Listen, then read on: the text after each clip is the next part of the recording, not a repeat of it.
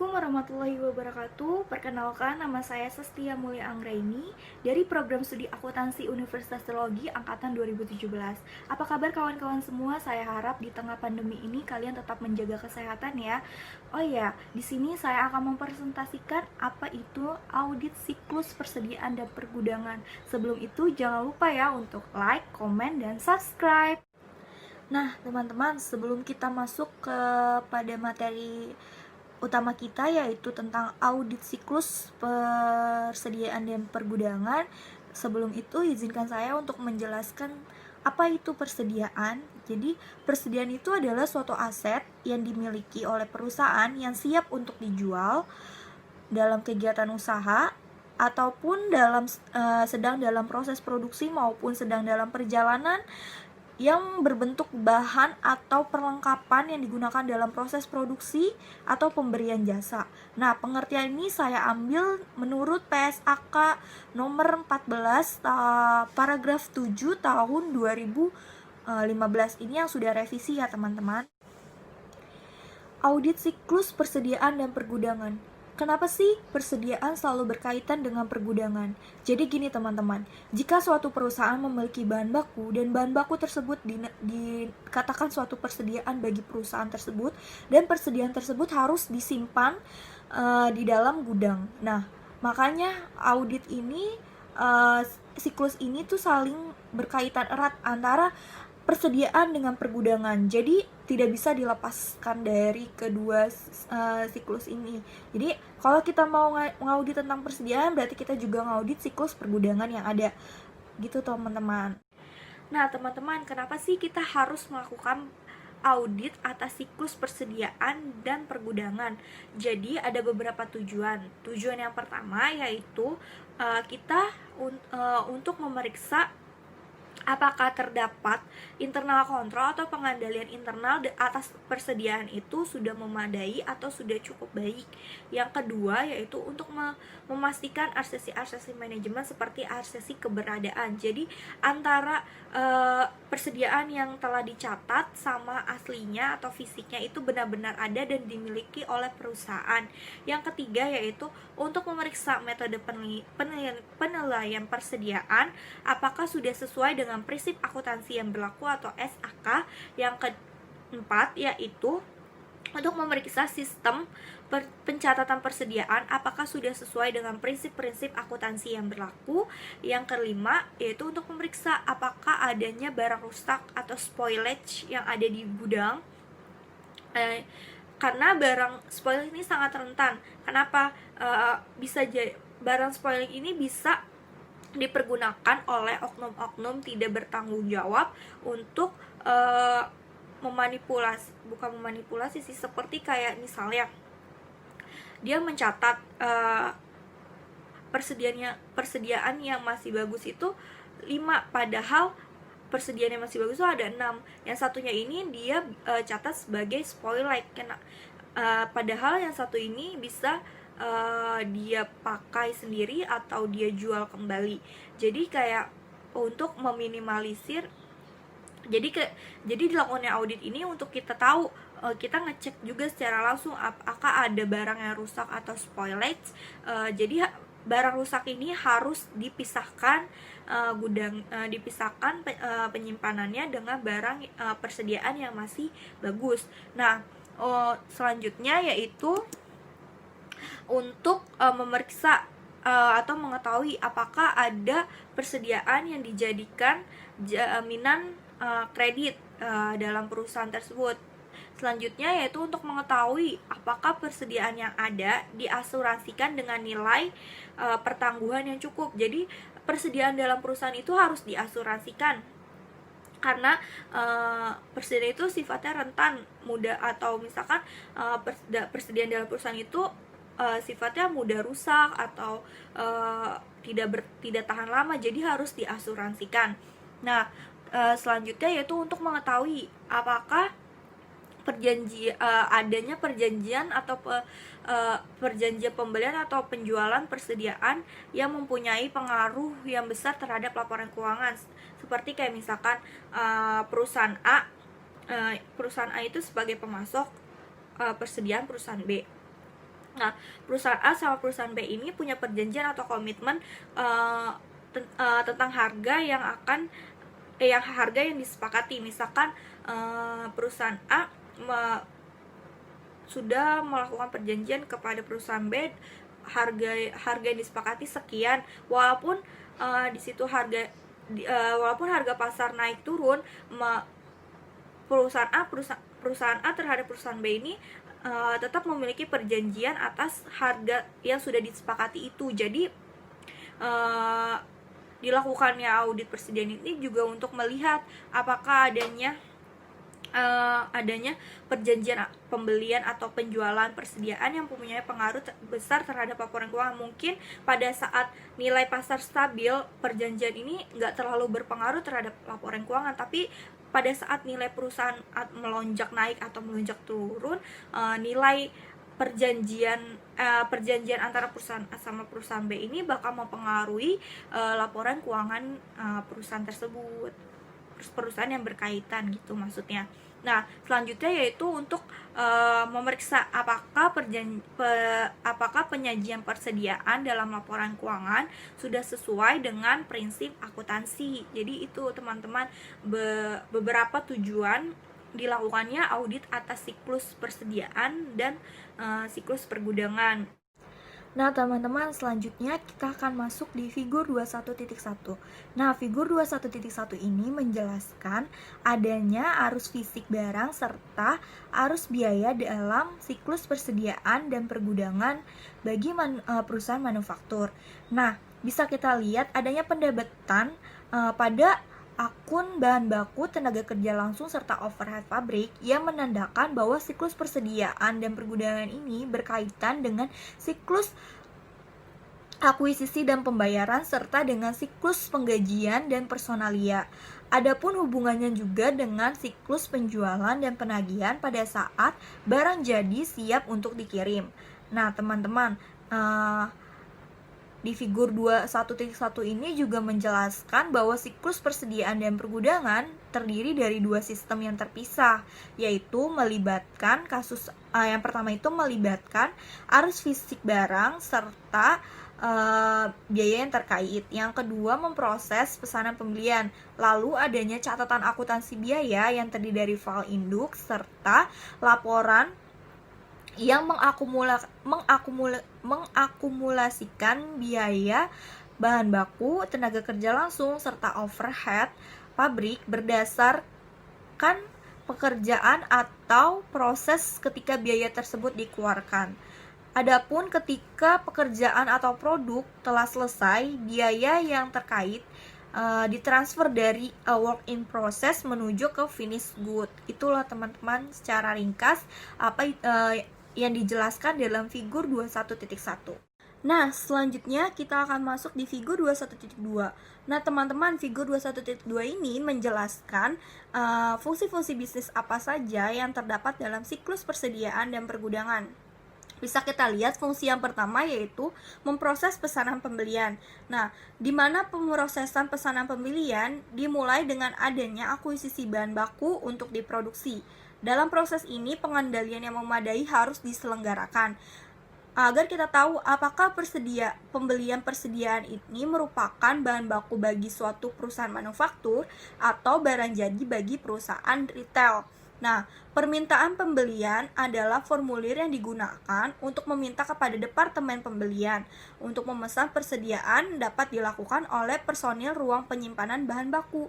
Fungsi selanjutnya yaitu menerima bahan baku. Ini juga merupakan bagian dari siklus akuisisi dan pembayaran yang melibatkan inspeksi atas bahan yang diterima, menyangkut kuantitas dan kualitasnya. Departemen penerimaan akan membuat laporan yang menjadi bagian dari dokumentasi sebelum pembayaran dilakukan. Setelah diinspeksi, bahan tersebut akan dikirim ke ruang penyimpanan dan salinan dokumen akan dikirim ke Departemen Pembelian, Departemen Ruang Penyimpanan, serta bagian utang usaha. Fungsi selanjutnya yaitu penyimpanan bahan baku. Setelah diterima, bahan tersebut akan disimpan di ruang penyimpanan. Nah, sebelum adanya permintaan dari departemen lain, jadi barang itu harus disimpan dulu, bahan baku itu harus disimpan dulu di dalam ruang penyimpanan. Jadi kalau misalkan ada departemen lain mau meminta bahan baku untuk diproses, itu harus personil ruang penyimpanan harus menyerahkan permintaan bahan baku yang telah disetujui secara layak, yang berisi item serta kuantitas yang diminta. Fungsi selanjutnya yaitu memproses barang. Jadi dalam tahap ini tuh sangat bervariatif, dari perusahaan satu ke perusahaan lain tuh berbeda-beda. Jadi memproses barang ini dari bahan baku menjadi barang jadi. Nah, memproses barang ini dibuat sesuai dengan biasanya dibuat dengan sesuai dengan pesanan pembelian maupun target penjualan. Nah, setelah itu ada fungsi penyimpanan barang jadi. Nah, setelah barang itu jadi, setelah barang diproses dan barang merupakan barang jadi, barang tersebut akan disimpan kembali ke ruang penyimpanan sebelum dilakukan pengiriman kepada pelanggan. Jadi dalam penyimpanan barang jadi ini dibutuhkan pengendalian internal yang baik. Jadi barang jadi ini disimpan di bawah pengendalian fisik yang terpisah di suatu area dengan akses terbatas. Jadi dalam penyimpanan ini juga sudah termasuk ke dalam siklus penjualan dan siklus penagihan. Nah, selanjutnya itu yang terakhir mengirimkan barang jadi. Jadi setelah barang yang disimpan di ruang penyimpanan, barang jadi yang disimpan di ruang penyimpanan, jika dia sudah siap untuk dikirimkan, maka terjadi fungsi pengiriman barang jadi. Nah, fungsi pengiriman barang jadi ini juga merupakan siklus penjualan dan penagihan loh teman-teman. Itu penjelasan dari Vigo 21.2 ya teman-teman. Bagian dari audit atas persediaan. Nah, yang pertama itu memperoleh dan mencatat bahan baku, biaya tenaga kerja langsung, dan biaya overhead pabrik. Terdiri dari pemrosesan order pembelian, penerimaan bahan baku, dan penyimpanan bahan baku. Fungsi ini dipahami dan diuji sebagai pengujian pengendalian internal dan pengujian substantif atas transaksi dalam siklus akuisisi dan pembayaran, serta dalam siklus penggajian dan personalia. Nah, yang kedua yaitu transfer atas aktiva dan biaya. Nah, mencakup fungsi pemrosesan barang dan penyimpanan barang, jadi pengujiannya dilakukan dalam siklus persediaan dan pergudangan. Selanjutnya yang ketiga yaitu pengiriman barang serta pencatatan pendapatan dan biaya, mencakup pencatatan pengiriman barang. Pengujiannya dilakukan dalam siklus penjualan dan penerimaan atau penagihan kas. Nah, yang selanjutnya yaitu pengamatan fisik persediaan. Untuk menentukan apakah persediaan yang tercatat benar-benar ada pada tanggal neraca dan dihitung benar oleh klien. Nah, selanjutnya menilai harga dan mengkompilasi persediaan. Jadi pengujian harga ini untuk menentukan apakah klien menggunakan suatu metode persediaan yang sesuai dengan prinsip akuntansi yang berlaku umum dengan benar dan dilaksanakan secara konsisten. Yang kedua yaitu pengujian kompilasi, yaitu apakah hasil perhitungan fisik telah diikhtisarkan dengan benar, jumlah persediaan dan harga dicatat dan dijumlahkan dengan benar. Selanjutnya yaitu audit atas akuntansi biaya. Nah, audit atas akuntansi biaya ini dimulai dengan transfer internal aset dari bahan baku ke barang dalam proses dan ke barang jadi. Dalam audit ini juga berfokus pada sistem pengendalian yang berhubungan dengan transfer biaya persediaan yang diperhitungkan dalam catatan akuntansi biaya. Nah, audit atas akuntansi biaya ini ada dua loh. Yang satu pengendalian akuntansi biaya dan yang kedua adalah pengujian akuntansi biaya. Nah, pengendalian atas akuntansi biaya itu hal-hal yang berkaitan dengan persediaan fisik dan biaya yang terkait dari titik di mana bahan baku diminta per orderannya sampai titik di mana barang jadi selesai diproduksi dan dipindahkan ke dalam gudang. Nah, pengendalian akuntansi biaya dibagi menjadi dua kategori loh.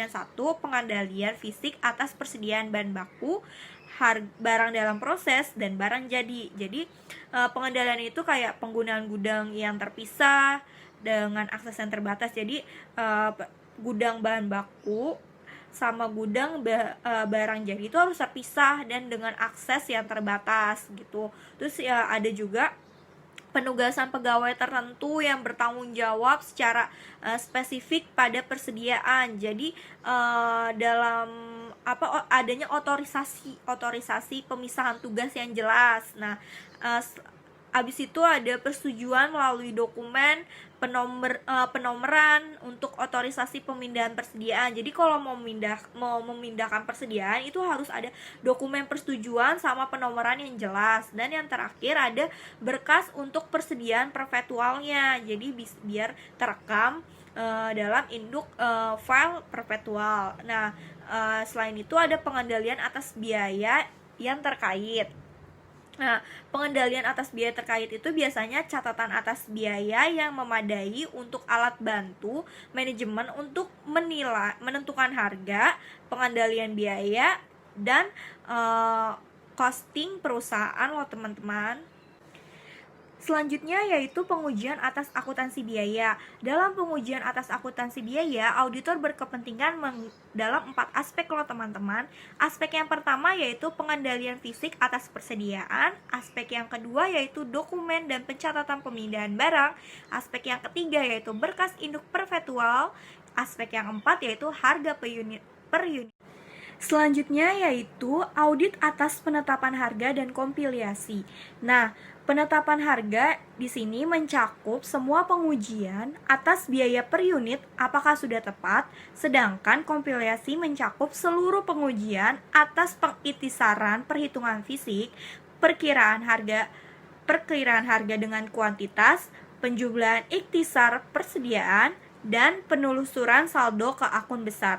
Nah, ada tiga tahap dalam audit penetapan harga dan kompilasi ini. Yang pertama ada pengendalian penetapan harga dan kompilasi, itu adanya penggunaan biaya standar, penelaah kelayakan biaya per unit, terus ada penelaah dan laporan formal persediaan, terus ada dokumen dan catatan yang memadai, ada verifikasi internal oleh personal, terus ada kartu persediaan dengan penomoran.